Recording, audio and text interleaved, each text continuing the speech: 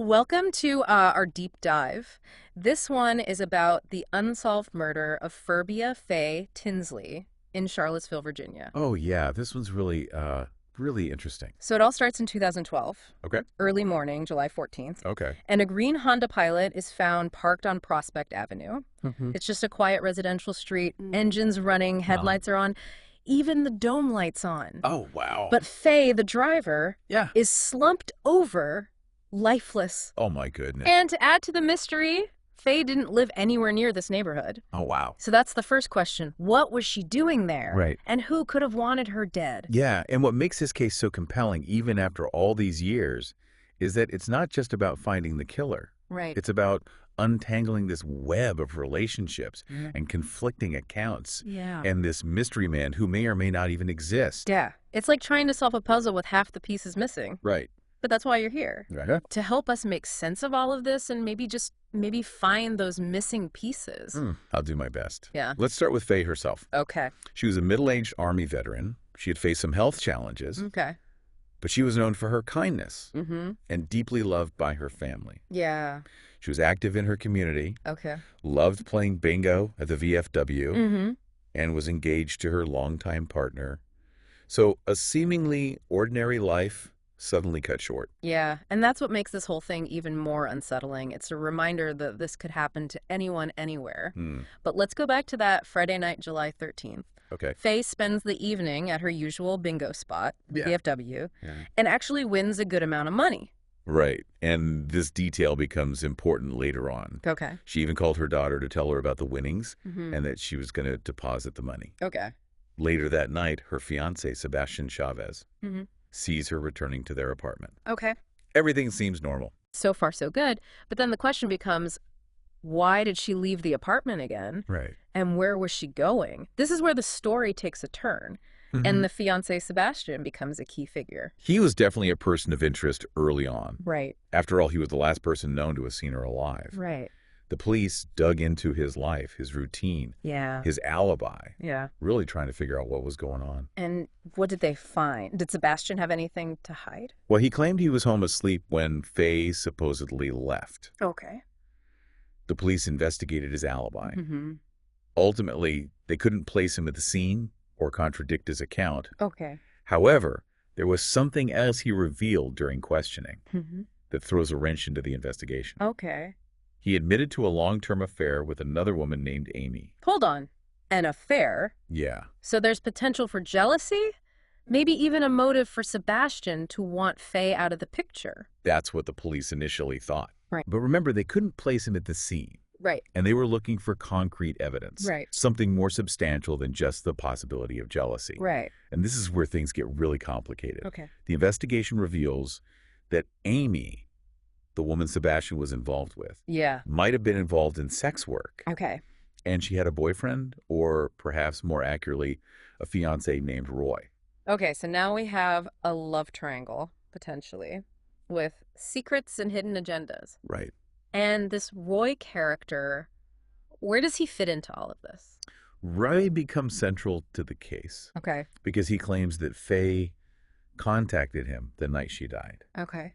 He says that she wanted to meet Mm-hmm. and discuss their partner's infidelity. Wait, so Faye reaches out to the other man in this love triangle. Right. What was she hoping to accomplish? This doesn't make sense. Exactly. And that's just the beginning of the inconsistencies in Roy's story. Okay. He goes on to describe Faye meeting him at his apartment, and then a mysterious stranger asking for a ride, Okay. and the three of them ending up on Prospect Avenue where Faye is ultimately killed. Okay, hold up. Now we have a mysterious stranger involved. Yes. Is this starting to feel a bit too convenient? Like he's trying to shift the blame? That's precisely what the police were thinking. Okay. According to Roy, this stranger, who he couldn't describe in any detail, shot Faye and then disappeared. Okay. And Roy, out of fear for his own safety, didn't call the police. But wouldn't you, in that situation, want to get as far away from the scene as possible? Right. And yet Roy makes another questionable decision. He does. He runs barefoot Oh, to yeah. a nearby convenience store Uh-huh. and has a conversation with the clerk a conversation he refuses to divulge to the police. You see why the police are immediately suspicious. Yes. His actions don't add up. Right. Why run barefoot? Right. Why refuse to share what was discussed in the store? It raises the question, is he really a terrified witness? Or is there something more to his story? Is he trying to hide his own involvement? All right, so we've got a potential motive with the love triangle, conflicting accounts from Sebastian and Roy, Right. and now this mysterious stranger who seems to appear out of thin air. What about physical evidence? Did the police find anything at the scene that could help corroborate Roy's story or point to someone else entirely? This is where the case hits another roadblock. Okay. The police found shell casings in the car, Mm-hmm. but Fay's purse and wallet were missing. Oh, wow. And most crucially, the murder weapon was never found. Oh, geez. This lack of concrete evidence severely hampered the investigation from the start. So without the weapon, and with Roy as the sole witness, how are the police supposed to determine what really happened that night? It seems like we're stuck in a he said, she said situation. Precisely. And that's what makes this case so frustrating. Right. We have pieces of the puzzle, but they don't quite fit together. Yeah.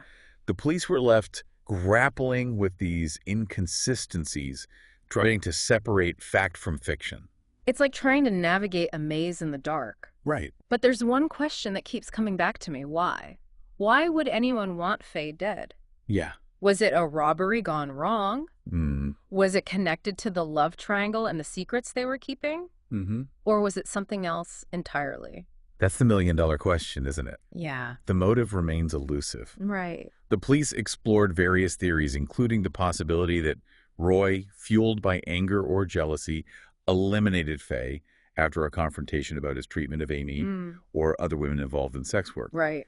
But without concrete evidence, it's all speculation.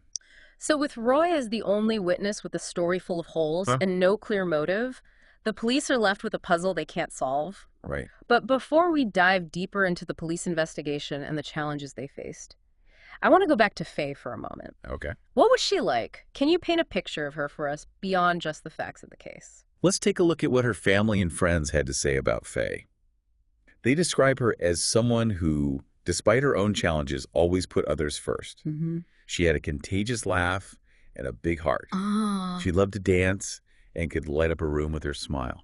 It's a reminder that behind every cold case, Yeah. behind every unsolved mystery, there's a real person, a life lived, Yeah. a story that deserves to be told. Right. And Fay's story is far from over. We still have so much to uncover. We do. Yeah. Yeah, it's important to remember Fay is more than just a victim. You know, she was a daughter, a friend, a member of the community, and her loved ones deserve answers. Absolutely, and that's why we need to keep digging. So let's get back to the investigation.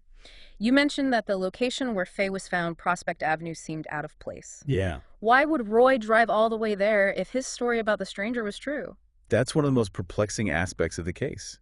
Prospect Avenue wasn't on the way back to Roy's apartment or any other logical destination based on his account. It's as if they went out of their way to be there. And yet the police couldn't find anyone who saw Fay Roy or this alleged mystery man in that area that night. So they're driving around with a supposedly random stranger in the car and no one notices anything. It just doesn't add up. Did the police explore any other connections Fay might have had to that area? Maybe a friend's house or a shop she frequented? They investigated every possible lead, but nothing connected Fay to Prospect Avenue. Wow. It remains a dead end. However, there was a development regarding the murder weapon itself. Okay. The police discovered that shell casings from other unrelated shootings in Charlottesville matched those found in Fay's car. So the gun used to kill her was linked to other crimes. Right. Does that mean they could be connected? Could this mystery man, if he even exists, be responsible for those other shootings? It's certainly a possibility that investigators considered. The working theory was that the gun was likely passed around or sold after Fay's murder, Okay. making it what they call a hot weapon. Analyzing ballistics can be incredibly complex, even if you can match the bullet to a specific gun. That doesn't automatically tell you who pulled the trigger. I see. So the gun itself could have changed hands multiple times, making it almost impossible to trace back to the original owner, Right. let alone the person who used it to kill Fay. Another frustrating dead end. Exactly, and the frustration doesn't end there. The police were never able to obtain a warrant to search the property where Roy and his mother fled to the morning of Fay's murder. Wait, they fled? That seems incredibly suspicious. It is. Wouldn't that alone be enough to justify a search? You'd think so, wouldn't you? Yeah.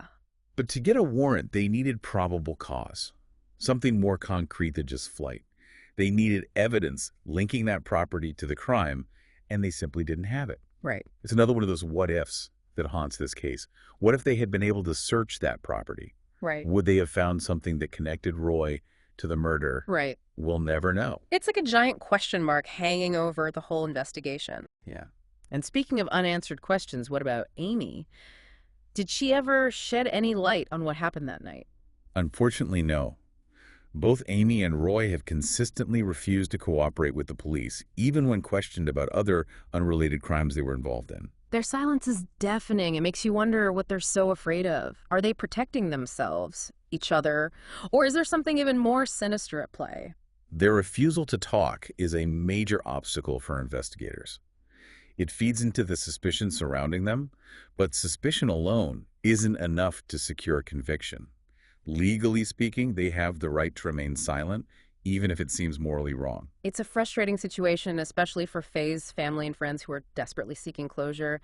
But here's what I don't understand. Despite all the suspicion surrounding Roy, the conflicting accounts his flight from the scene, the police haven't been able to charge him with Fay's murder. Why? The simple answer is lack of evidence. Without the murder weapon, Fay's missing belongings, or any credible witnesses to corroborate his account, it's incredibly difficult to build a case against him that would hold up in court. It becomes his word against the circumstances. Right. And in the eyes of the law, that's often not enough. So essentially, he might have gotten away with it just because he invented a convenient scapegoat and the police can't definitively prove this mystery man doesn't exist. That's terrifying. It raises a complex legal question. Yeah. How do you prove the non-existence of something or someone? Right. The burden of proof is on the prosecution to demonstrate guilt beyond a reasonable doubt. In this case, the lack of evidence coupled with Roy's, however dubious explanation, creates enough reasonable doubt to prevent charges from being filed. It highlights a real challenge in the legal system, doesn't it? This idea that someone could fabricate a fictional character to evade justice. It's a chilling thought, Yeah. but it speaks to the complexities of criminal investigations. It's not always about finding the smoking gun, but about piecing together a narrative that convinces a jury beyond a reasonable doubt. Right. And sometimes those pieces just aren't there, or the narrative, however flawed, can't be definitively disproven. So where does that leave Fay's case? Is it destined to remain unsolved forever? Well, Is there any hope for justice? it's certainly an uphill battle, but not all hope is lost. Cold cases can be solved even after years of stagnation. But without any new leads, what can be done? Sometimes all it takes is one small piece of information, a memory jog, a change of heart from someone who's been holding back. That's why it's crucial to keep Fay's story alive, Right. to remind people that justice is still waiting to be served. Yeah. Someone out there knows something, maybe they were afraid to come forward before, maybe they thought their information was insignificant, but any detail, no matter how small, could be the key to unlocking the truth. That's such an important point. Cases like Fay's often rely on the courage of individuals to come forward to share what they know to help bring closure to a grieving family. And for Fay's family, the pain of not knowing is compounded by the fact that her killer might be living freely, potentially even committing other crimes. Her daughter, her best friend, her brother, they deserve answers. They deserve justice. It's heartbreaking to think that they've been living with this pain for over a decade with no resolution in sight. But you're right, we can't give up hope. We have to keep talking about this case, keep sharing Fay's story, and keep the pressure on to find the truth. And that's why we're here today, shining a light on Fay's case. We're reminding people that she was more than just a victim. She was a woman who lived a full life, who loved and was loved. And we're issuing a call to action. If you know something, say something. Your voice could be the missing piece that brings justice for Fay. It's a powerful message. And as we delve deeper into the unanswered questions surrounding Fay's murder, it's important to remember the human impact of this tragedy. Yeah, Fay's case is a stark reminder that sometimes the pursuit of justice is a long and winding road full of dead ends and unanswered questions. Yeah. But it's a road we can't afford to abandon. You're absolutely right. Giving up isn't an option, especially for Fay's loved ones. And as we wrap up our deep dive into her case, I can't help but wonder about the what-ifs. What if Roy's story about the mystery man is true? Yeah. Could this unknown individual be connected to those other unsolved shootings we discussed earlier, The ones where the same weapon was used. It's a chilling thought, but certainly within the realm of possibility.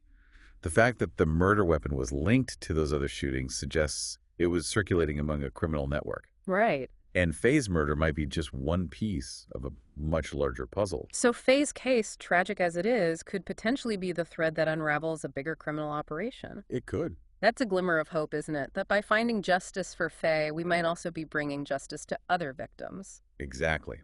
Sometimes solving one crime can have a ripple effect, leading to breakthroughs in other cases and bringing down entire criminal enterprises. But even if Fay's case remains isolated, the pursuit of truth and accountability is crucial.